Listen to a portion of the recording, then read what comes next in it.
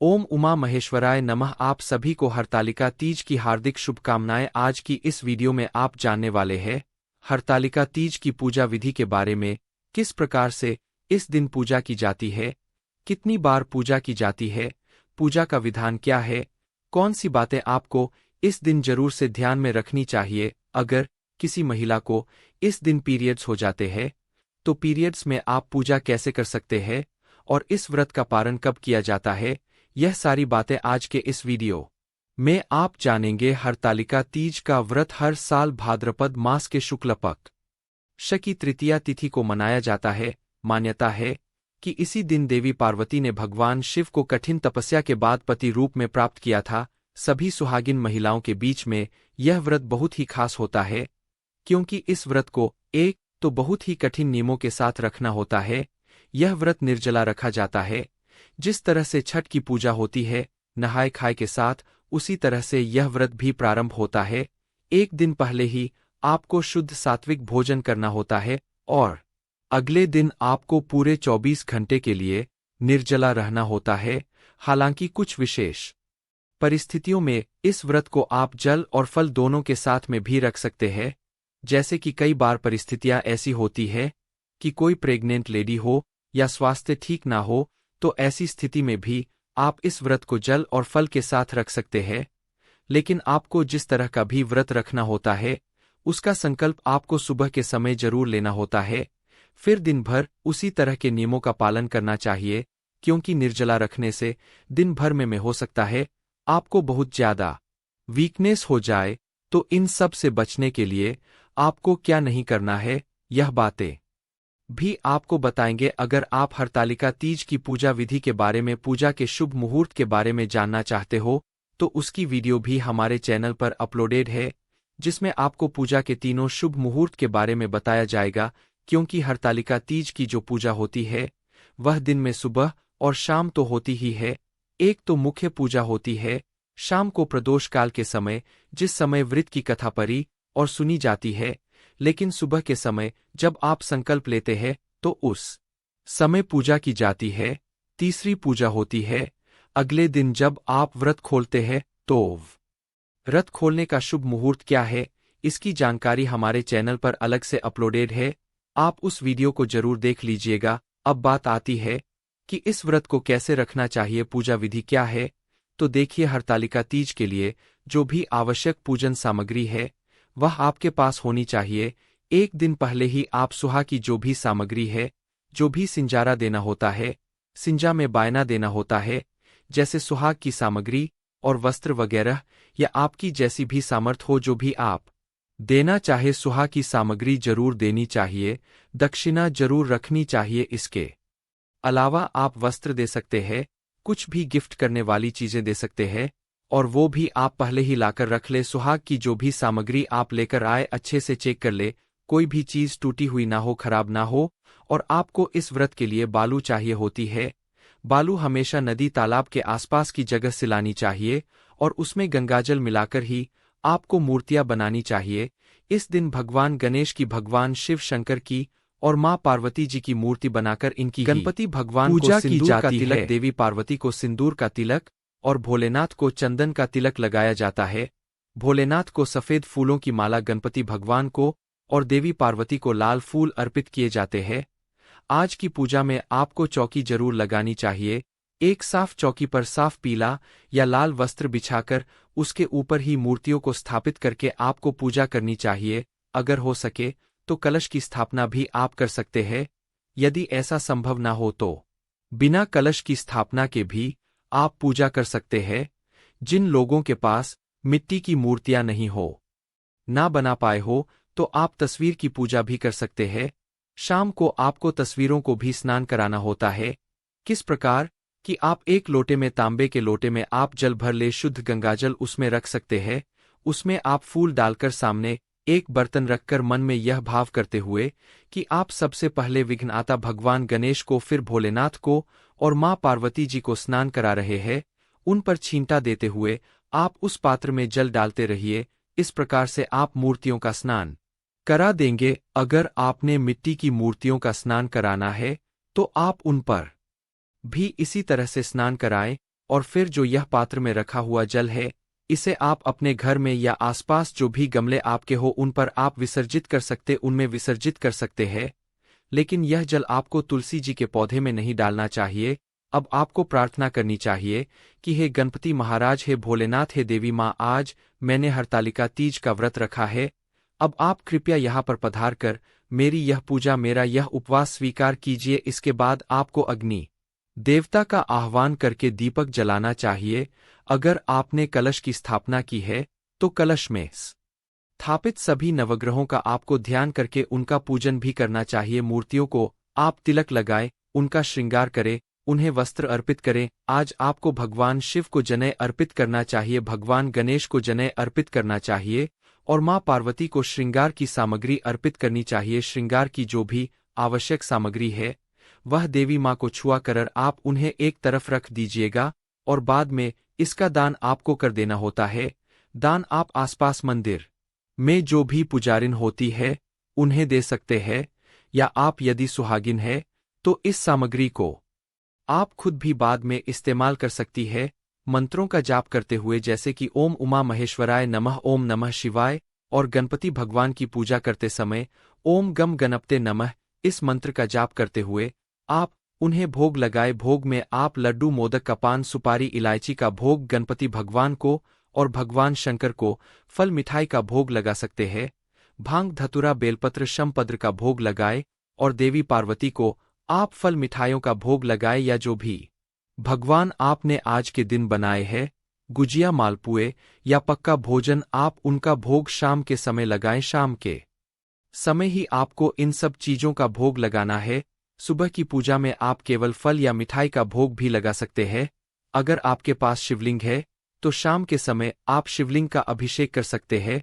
यदि शिवलिंग ना हो तो शाम की पूजा जब आप अपने घर पर संपन्न कर ले, उसके बाद आसपास के मंदिर में जाकर शिवलिंग का अभिषेक भी आपको करना चाहिए शाम के समय। अगर आप ना कर पाए तो सुबह आप शिवलिंग का अभिषेक जरूर करें, क्योंकि आप आज के दिन शिवलिंग का अभिषेक करने से भोलेनाथ बहुत प्रसन्न रहते हैं और आपकी मनचाही इच्छा भी पूर्ण करते हैं। क्योंकि यह व्रत सुहाग से जुड़ा है, अगर हो सके तो शाम की पूजा आपको पति के साथ बैठकर ही करनी चाहिए। अगर पति सम्मिलित ना हो पाए तो बहुत ज्यादा परेशान होने की जरूरत नहीं है, आप खुद भी पूजा कर सकते हैं। हरतालिका तीज के दिन जो व्रत कथा पढ़ी और सुनी जाती है वो आपको हमारे चैनल पर भी मिल जाएगी। आप चाहे तो खुद भी पढ़कर, सुनकर, मोबाइल में देखकर या सुनकर कथा पढ़ सकते हैं, या फिर आपके घर में यदि कोई छोटी कन्या हो तो उनके मुंह से भी आप यह कथा सुन सकते हैं। कथा कभी भी खाली हाथ नहीं सुनी जाती है। कथा करते समय, पूजा करते समय आपका सिर ढका होना चाहिए और कथा सुनते समय आपके हाथ में पुष्प और अक्षत होने चाहिए। कथा समाप्ति के बाद श्रद्धा और विश्वास के साथ इन पुष्प को, अक्षत को देवी माँ के चरणों में अर्पित कर देना चाहिए। आपने माता पार्वती के लिए जो सिंदूरा बनाया है उसमें आपको सिंदूर भरना चाहिए। जब आप देवी पार्वती का श्रृंगार करें उस समय 7 बार उनकी मांग में यह सिंदूर लगाया जाता है, जिसे आप अगले दिन व्रत खोलते समय वापस देवी माँ से मांगते हैं। वापस मांगने की जो विधि है या व्रत पारण की जो विधि है, जिसे व्रत खोलना भी कहते हैं, उसकी वीडियो आपको हमारे चैनल पर अलग से मिलेगी। तो शाम के समय अपनी सासू माँ को, अपनी ननद को या किसी भी सुहागिन महिला को जो बायना दिया जाता है, जिसे सिंजारा भी कहते हैं, वो सारी सामग्री आपको शाम के समय पूजा करते समय रखनी चाहिए। बायना, जिसे कि सिंजारा कहते हैं, उस सिंजा में आपको जो भी श्रृंगार की आवश्यक चीजें हैं, जैसे चूड़ी, बिंदी, नेल पॉलिश, सिंदूर, महावर, और इसके अलावा आप जो भी गहने आदि देना चाहते हो वो भी आप दे सकते हैं।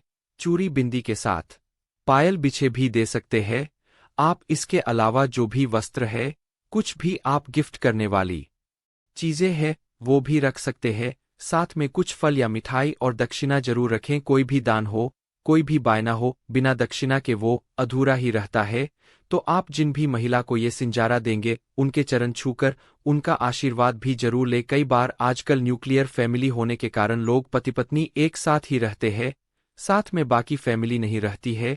तो ऐसे में यदि आपकी सासू माँ, आपके ननद आपके आसपास नहीं है, आपके साथ नहीं रहते हैं, तो आप यह सामग्री को उठाकर रख दें। उसके बाद आप किसी भी दिन जब भी आपको लगे कि आप देने की स्थिति में है, उस दिन भी आप इनका दान कर सकते हैं।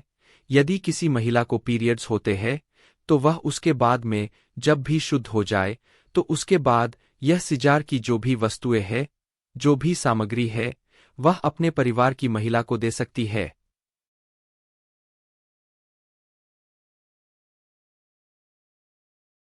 सुबह को जल्दी उठकर आप स्नाना आदि से निवृत्त हो जाए, और क्योंकि इस व्रत को निर्जल रखना होता है, तो एक दिन पहले आप रात तक खूब अच्छे से पानी पिए, लिक्विड चीजें ले, जूस वगैरह ले सकते हैं, नींबू पानी नमक वगैरह एक दिन पहले आप ले सकते हैं, ताकि अगले दिन व्रत को रखने में आपको कोई भी प्रॉब्लम ना हो। कुछ जगह पर हरतालिका तीज के दिन सुबह को सुबह 3 बजे से लेकर 4 बजे के बीच में सरगी भी खाई जाती है। हालांकि बहुत सारी जगह पर ऐसा नियम नहीं भी है, तो आपके यहाँ जो भी रीति रिवाज हो, आप उनका पालन करें सुबह सरगी में। वैसे तो लिक्विड चीजें जूस फल वगैरह आप ले सकते हैं। लिक्विड चीजें ज्यादा लेंगे तो ज्यादा अच्छा है। नमक का सेवन नहीं करना होता है। तो आप सुबह स्नान करके पूजा की तैयारी करें, अपने घर के मंदिर में गंगाजल छरकर पवित्र कर ले। पूजा करने से पहले हर सुहागिन महिला को अच्छे से श्रृंगार कर लेना चाहिए। हो सके तो नए वस्त्र धारण करें, नहीं तो वस्त्र साफ सुथरे धुले हुए होने चाहिए। भूले से भी काले या भूरे का प्रयोग आज के दिन पूजा में नहीं करना चाहिए। तो अब आप सबसे पहले विघ्नआता भगवान गणेश जी की पूजा करें। जो भी तस्वीर या मूर्तियां आपके पास पहले से है, आप उनकी पूजा सुबह के समय कर सकते हैं। हाथ में जल पुष्प और अक्षत लेकर आपको व्रत का संकल्प लेना होता है, और भगवान का देवी देवताओं का आह्वान आपको करना होता है। संकल्प लेने से पहले आप घर के मंदिर में दीप जला ले। दीपक कभी भी खाली नहीं जलाया जाता है। दीपक के नीचे कुछ पुष्प या अक्षत आप जरूर रखें, उसके बाद ही दीपक जलाए। घी का दीपक जलाना चाहिए। अगर घी का दीपक जलाना आपके लिए संभव ना हो, तो आप तिल के तेल का दीपक भी जला सकते हैं, क्योंकि भगवान की पूजा करने का अधिकार सब रखते हैं, चाहे वह निर्धन हो या अमीर हो। तो आप सुबह दीपक जलाने के बाद हाथ में जल या पुष्प लेकर व्रत का संकल्प इस प्रकार ले कि हे विघ्नकर्ता गणेश, हे भोलेनाथ, हे माँ पार्वती, आज मैं हरतालिका तीज का व्रत रखने जा रही हूँ। इस व्रत को मैं निर्जला, या फिर आपको जिस तरह का भी संकल्प लेना है कि फलाहार और जल के साथ, उस तरह का आपको मैं ध्यान करके संकल्प लेना है। फिर माता से कहना है कि हे देवी माँ, मैं अपने सुहाग की रक्षा करने के लिए आज इस व्रत को धारण करूंगी। मेरी प्रार्थना है कि आप सभी देवी देवता यहाँ पर पधार कर मेरे इस व्रत पूजन को स्वीकार करें। आज इस व्रत को रखने में मुझे किसी प्रकार की कोई बाधा ना हो, ऐसा आशीर्वाद आप मुझे प्रदान करें। फिर आप संकल्पित जल पुष्प अक्षत को देवी के चरणों में अर्पित कर दें। सुबह की पूजा में आपको बहुत ज्यादा यदि समय का अभाव है, तो आप नॉर्मल तरीके से भी कर सकते हैं। संकल्प जरूर लेना होता है। हो सके तो व्रत की कथा सुबह भी पढ़े, और आरती करके मंत्रों का जो भी जाप आपको करना है, जैसे ओम उमा महेश्वराय नमः, ओम नमः शिवाय और गणपति भगवान के मंत्रों का जाप, तो जिस तरह उनकी पूजा पहले की जाती है, उसी तरह मंत्रों का जाप भी पहले करना चाहिए। अगर समय हो तो शिव रुद्राष्टकम का पाठ पर या सुन सकते हैं। शिव चालीसा का पाठ करके सबसे अंत में कपूर जलाकर आरती करके क्षमा याचना करके यह व्रत प्रारंभ किया जा सकता है। यदि किसी को पीरियड्स होते हैं, तो आप अपने परिवार की किसी अन्य महिला से यह पूजा करवाएं। आप बस दूर से बैठकर उन सब पूजा में सम्मिलित होते रह। वही पूजा आपको मन में करनी है जो कि किसी और से आप करवा रहे हैं। मन में आप आरती भी गा सकते हैं। आराम से आप सच्चे मन से, प्रसन्न मन से, पूर्ण विश्वास के साथ यह पूजा कर सकते हैं। पूजन सामग्री को आपको हाथ नहीं लगाना है। दिन भर आप उपवास रखे, 16 श्रृंगार करके रह। अगर पति घर में है तो उनके पैर छूकर उनका आशीर्वाद प्राप्त करे। घर में जितने भी बड़े बुजुर्ग हैं, सासू माँ ससुर जी, सबके पैर छूकर आपको सुबह आशीर्वाद उनका लेना चाहिए। और आज के दिन आपका घर का माहौल बहुत ही शांत रहना चाहिए। क्रोध करने से या दिन में सोने से यह व्रत खंडित हो जाता है। अगर किसी की तबीयत ठीक नहीं है, तो ऐसे में आप दिन के समय आराम कर सकती है, लेकिन जरूरत ना हो तो आप दिन के समय सोने से बचे। ऐसी मान्यता है कि जो महिला व्रत के दिन सोती है, उन्हें अगले जन्म में अजगर का रूप मिलता है। सामग्री है वह अपने परिवार की महिला को दे सकती है, लेकिन ऐसी स्थिति में उस दिन आपको शिव मंदिर में जाकर विधिवत भगवान गणेश जी का, भोलेनाथ का और माँ पार्वती का पूजन करके फल या मिठाई का भोग उन्हें लगाना चाहिए। और उस दिन भी आप व्रत की कथा परिया सुन सकते हैं, क्योंकि दिन भर आपने निर्जला उपवास रखा है, तो शाम होने तक हो सकता है कि आपको बहुत ज्यादा दिक्कत होने लगे।